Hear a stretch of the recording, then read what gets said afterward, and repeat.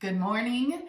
And you know our routine on Sunday morning is we try to do a breakfast that takes a tiny bit longer, but this was really easy because we had leftover quinoa. And so the gold inspiration for this is we're trying to get ready for St. Patty's Day. We're getting in the mood. And we had just a little bit of basil pesto left.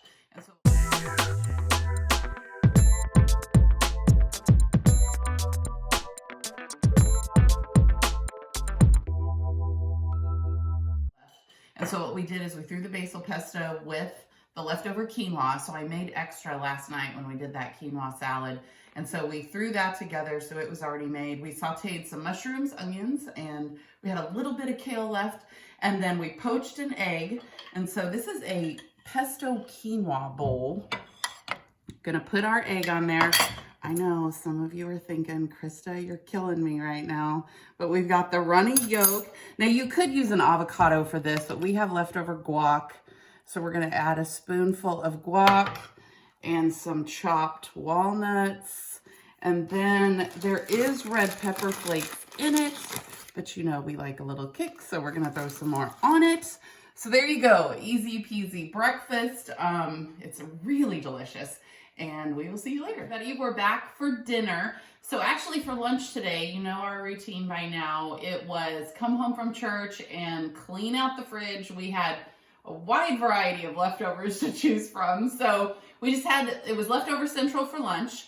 And for dinner tonight, so we did a couple of things. First, we have got just a modified version of our winter blues fruit salad because we had some strawberries that were screaming to be used.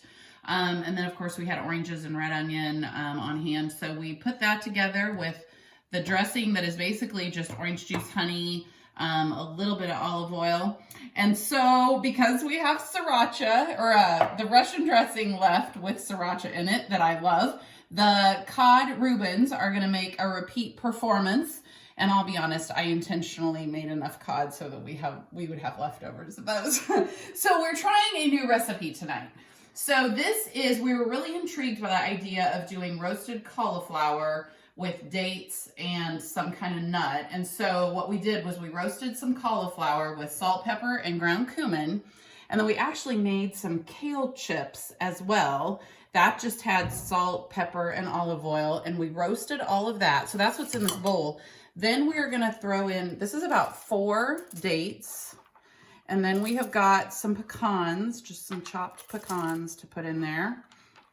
And then we're gonna drizzle half of a lemon. That's just basically gonna be the dressing. Now, there's one more thing that we did that we're gonna add to this.